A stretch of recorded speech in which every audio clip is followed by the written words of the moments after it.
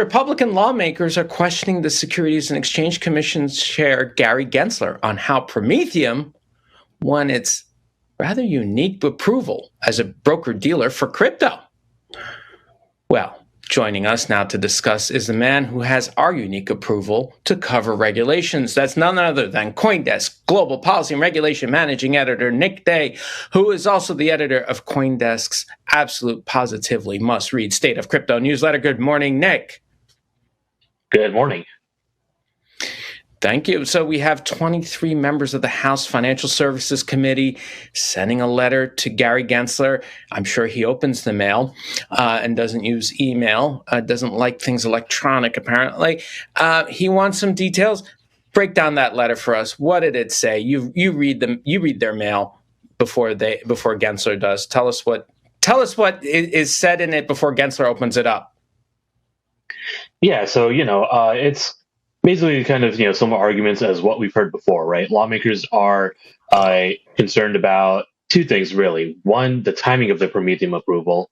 They're questioning whether or not the SEC granted Prometheum the special purpose broker-dealer license, knowing that the House was discussing legislation about who should be the proper overseer for crypto as far as the U.S. regulatory system is concerned.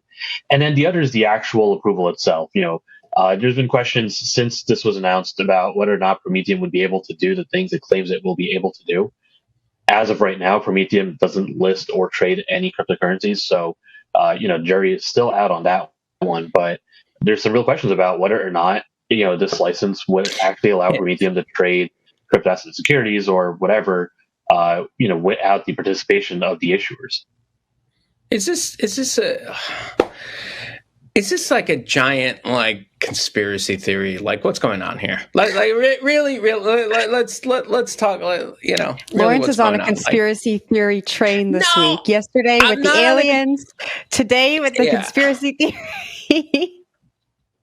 I'm just saying, no, because I'm anti-conspiracy theory, so I'm more fascinated by the fact they exist. I mean, Marxism is a giant conspiracy theory; it exists, but what's going on here? Yeah, I mean, there's definitely some, I think, legitimate questions to be asked about. For me in particular, Prometheum's, operating theory, right? We're still waiting to see whether or not it will be able to list any tokens. It had a number of tokens as examples of things it could list before it launched or before it announced it had secured the approvals. But they later said that list was just kind of a grab bag of cryptocurrencies. They weren't actually looking at that as a realistic list. I guess my question here is what's up everyone's nose, if you will. I'm trying to use a different part of the body. Well, sure. If we're talking about the concerns, what's making them nuts about Prometheum? What is it? They don't like Kaplan. They're like, he stiffs us on the check. Probably, what's going on? What's the issue here? All of the above. I mean, so on the one hand, you have all of these crypto companies, Coinbase, Binance US, Kraken, whoever, trying to do this thing where they list and trade cryptocurrencies for the retail public to do whatever, invest, buy, sell, use for coffee, maybe. And they've been saying for years now, and this has been, pretty much a party line for the crypto industry, that there's no regulatory clarity at the federal level.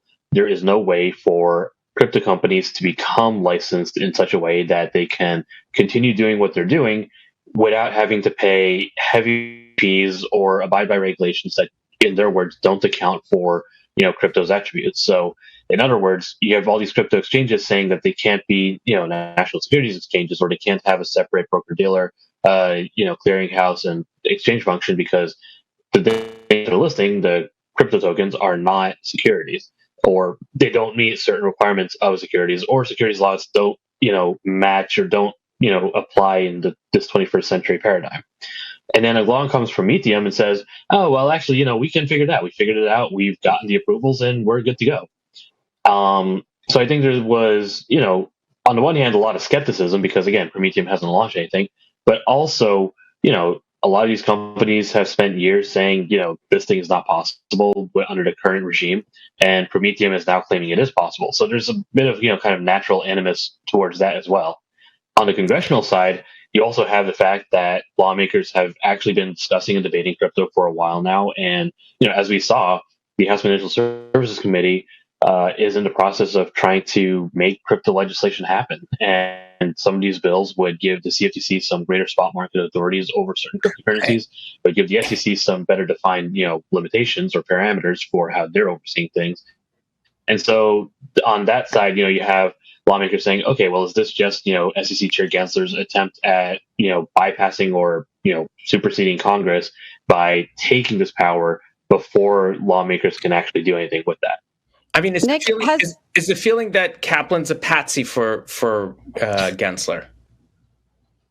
That seems to be one that's what theory, I'm driving. Yes, I haven't seen much one way or another. Yeah, like there's a bit of that, but we haven't seen much one way or another, I think, besides, the hearing from the Financial Services Committee a while back. Nick, really quickly before we go, has Prometheum responded to any of this? Like, Prometheum was in the news a lot when they first came out. They were responding to these allegations. I feel like they've gone quiet. Have they said anything? They haven't responded to the most recent letter yet that I've seen. In the past, they've said that, the allegations are unfounded, that, they are going to be able to list and trade cryptos. Just have to wait and see. All right, Nick, thanks for joining the show this morning. Thank you. That was CoinDesk Global Policy and Regulation Managing Editor Nick Day. Don't forget to sign up for the State of Crypto newsletter on CoinDesk.com.